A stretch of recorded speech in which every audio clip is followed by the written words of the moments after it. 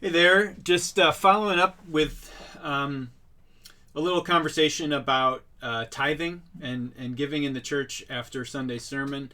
I realize there was a lot in that sermon about sort of a critique of modern giving and things like that, and there wasn't much along the lines of, well, how do we give, except for a few sort of off the cuff suggestions at the end of the sermon there. Um, so I wanted to sort of revisit the idea of the tithe in the modern church and talk a little bit about how we individually and corporately as a church should be thinking about it. We're going to talk a little bit about budget at our congregational meeting on Sunday as well. So there'll be more time to talk about it. And I hope people will just speak more openly about this together now that we're sort of on the topic, and hopefully we have some more traction to talk about it together. So if you're the kind of person who, after hearing what I had to say on Sunday, sort of comes to the text and thinks, no, I'm not convinced. We ought to be tithing. You probably fall into a few categories. And one of those categories is probably a theological category. Another category is probably a traditional category, and then a third is probably like a pragmatic or a functional category. If you're in the theological category, and you're sort of still struggling with some of the things I said, you probably look at passages like Matthew chapter 5, verses 17 and following, where Jesus says, "I haven't come to abolish the law, but I've come to fulfill it." Right? The law and the prophets, he says, which sort of is everything in the Old Testament, right? And so you look at the tithe as being a command in the Old Testament, and you say, well, Jesus hasn't come to abolish it, so he's come to fulfill it, but that doesn't mean we stop doing it, right? And so that's a healthy way to look at the Old Testament in many ways, but remember, we've got these distinctions in the Old Testament between different types of laws. We've got civil laws, we've got ceremonial laws, and we have laws relative to the moral code, and which you call the Ten Commandments and all the commentary on the Ten Commandments. So if you're in that category and you say, Jesus hasn't come to abolish, he's come to fulfill, which means that all these laws are still active in our lives, and you've got to look at all those laws and say, okay, are we talking about various laws of capital punishment for particular offenses? And so typically in the Reformed world, in the covenantally Reformed, Presbyterian and Reformed world, we think about those three categories, and we say, well, any laws that are clearly civil laws, those are no longer obligatory to the church, fulfilled in Jesus. Ceremonial laws are no longer obligatory in the church, fulfilled in Jesus. But the moral code, the moral laws, how we conduct ourselves ethically in the world, those are still in force. And there's an expectation that we will fulfill those things as best we can. Try our best. And so the tithe is in a weird spot. It certainly has a ceremonial aspect, certainly has a civil aspect when you start looking at the tax codes of the Old Testament people. But there's also a moral aspect to it. And so you have to really come to a study of the tithe with really sound judgment and really gospel-centered, leaning on Jesus kind of judgment. And I'm standing by what I said in the sermon, that I believe if you want to be legalistic and overly specific about what the tithe is, you really do have to take into consideration all these different Old Testament formulas, and man, you could spend your life trying to figure out how much you ought to tithe.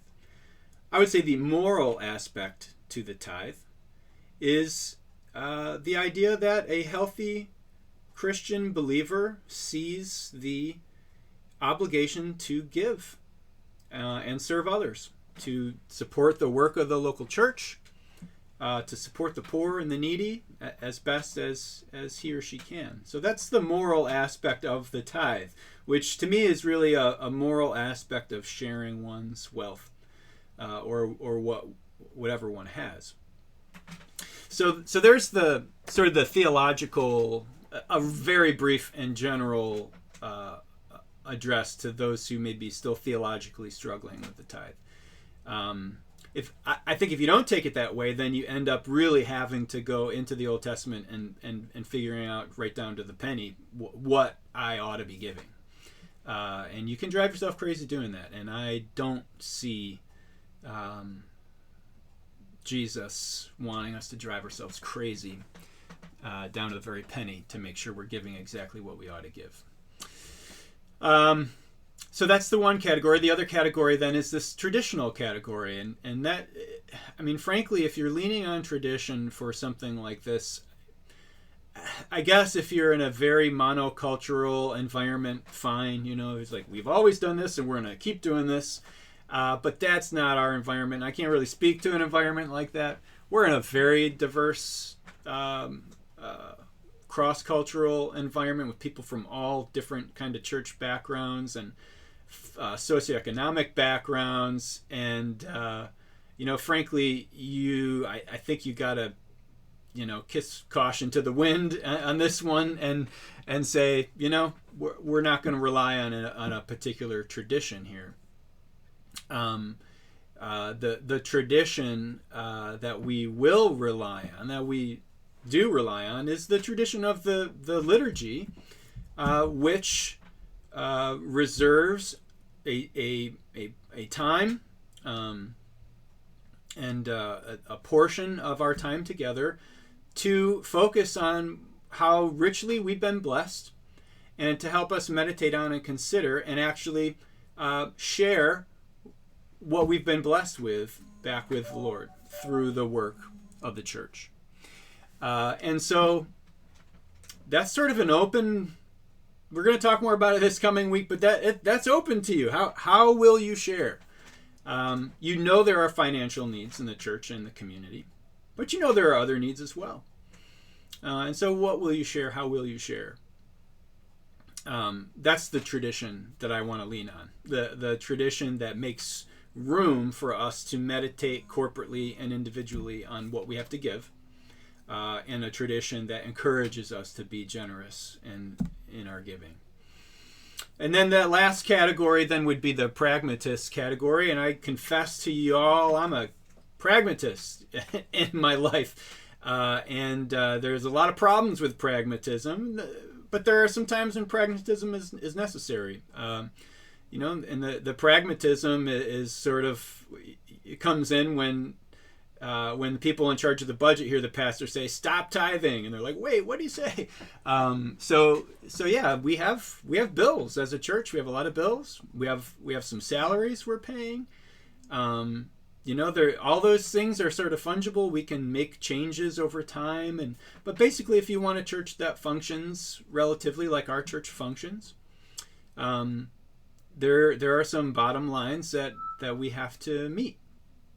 And those bottom lines are met through the generosity, call it tithing if you want, but the generosity of our members primarily. So, but you can't get stuck on pragmatism and then let legalism flow out of pragmatism. Like, here's our bottom line, here's what we have to do, and if you're a member of this church, you're obligated to give X amount of what you make.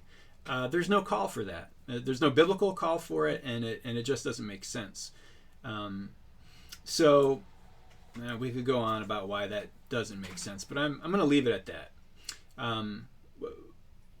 We can have an expectation that a healthy Christian will give back to his or her local church, but that expectation sort of ends with that spiritual maturity that we're hoping for and looking for. there's no teeth in it. I can't say to anyone, no leaders in the church can say to anyone, if you don't give. So yeah, if you don't have any teeth to sink into something, then is it really worth it? So then what is the tithe? If we're going to keep calling it a tithe, which we just do, that's kind of part of our tradition. We say tithe and we all mean something different. So the tithe is very instructive. When we study the biblical tithe, the Old Testament tithe, it's very instructive for us. It helps us respond to practical things. It helps us to respond to practical needs. The needs of the poor, the needs of the orphan and the widow, the needs of the immigrant, the needs of the war-torn communities, the refugees, right? It helps us respond to needs. So there's a practical aspect of the tithe that is very instructive there. It also reminds us of the needs of the church. It reminds us of the needs of the priests, right? The elders in the church who labor. In my case, I labor at the expense of the church. For the work that I do, I'm paid. And so there's certainly an Old Testament pragmatic reality where the Levites didn't have a portion in any of the land of the rest of Israel, and the tithe of the land went to the Levites to make sure that they had the things that they needed. It's instructive. It can't be laid down as a law. In other words, no one at New City Fellowship was ever asked as they came into membership how much they intended to tithe, and told that if they ceased tithing, they would then be punished somehow. That's not how it works. And so it's instructive in practical matters, but it sort of ends with that instruction. It does give us a moral standard. It teaches us that our real wholeness and worth is not found in our possessions. So we can part with them. We can give them away to other people and to other entities and to other projects that would benefit from them. And so there's a Christian maturity associated with the tithe that says, I am not my stuff. I do not ultimately need my stuff. And I hold my stuff with open hands to those that may need from me. So there is a moral aspect to the tithe, which is very important and instructive for us. But the tithe, most importantly, and I really hope that this came through in the sermon last week. Most importantly, the tithe teaches us about Christ and his ultimate value. Right? That's what I hope people walked away with, was not sort of my quips and silliness, but walked away with a real understanding that Jesus is the tithe of God. You cannot figure out your tithe perfectly, and if you continue to try to do that, you will drive yourself crazy. But God in Christ has figured out the perfect tithe, the perfect, all-satisfying tithe in Jesus. And so that reality then sets us free to really give in what we might call a New Testament gospel-centered freedom, which I believe an Old Testament believer could operate that way if his or her faith was truly in the atoning sacrifices of God. But in Jesus, it's made so clear. And if we miss it, we really miss out on what it means to be a New Testament believer. And so now I feel like I'm just talking, but so where does that leave us? Where does that leave you with how to give? You might be saying, well, I've been tithing for 5 years. This church has been around, Pastor, and you telling me I don't have to tithe anymore? No, I'm telling you, you might need to reframe it. You might need to look at it differently. You might need to look at where your money is going differently. You might need to give more to the church. You might need to give less to the church. There was a group of people at the beginning of New City Fellowship, a group of people, the founding members of the church, And they're the only people I ever asked for money. And I said to that founding group of people, the only people I ever asked for money inside a church, say I put it that way. I said to those folks, I want you to determine how much you want to give over a 3-year period. And I want you to tell this other person who I've put in charge of the finances how much you intend to give over that time. And that will sort of be your vow. And the only people who will know about that is you, the person who's compiling the information, and the Lord. And if for some reason you're unable to keep that vow, that's between you and the Lord, right? But the intention is for you to keep it. That's a great opportunity to sort of on the pragmatic side to take the moral obligation of being selfless and giving of what you have and applying it to a real need. We want to get this church started, and the church needs money, so I'm going to do this. That's an important type of behavior for a Christian. And so you may have as a goal in your life, I would like to give this percentage to my local church on a regular basis. You may or may not meet that goal. Again, it is between you and the Lord. I don't know what anybody gives in our church, and that's very intentional. And most pastors in our tradition adhere to that same kind of rule, because we don't want there ever to be any kind of service tied to the amount that you give. Because I'm a sinner, y'all, and just like you, right? And so I have to keep my head unmuddled as I serve folks in the church. But it also gives you the confidence to know that those are your resources to use as God has led you to use them.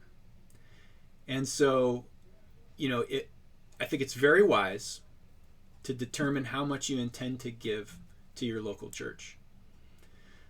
But really, that should just be the tip of the iceberg in my mind. I would love to see a church in America that is just falling over itself to give to the church, the churches, the needs of communities, to sort of reclaim what it means to really be transformative with our resources in the culture as Christians. Man, that's a tall order. I don't do it great. I'm not great at it. And I suspect that many of you struggle with it too. But I really think that's where we need to be at, struggling with that.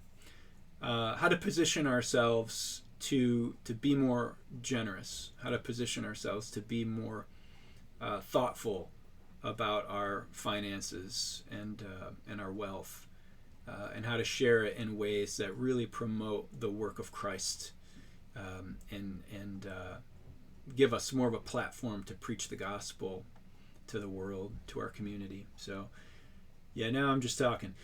But I hope that was helpful for you. I hope this coming Sunday will be helpful for you as you consider how you give of your resources to the church and abroad.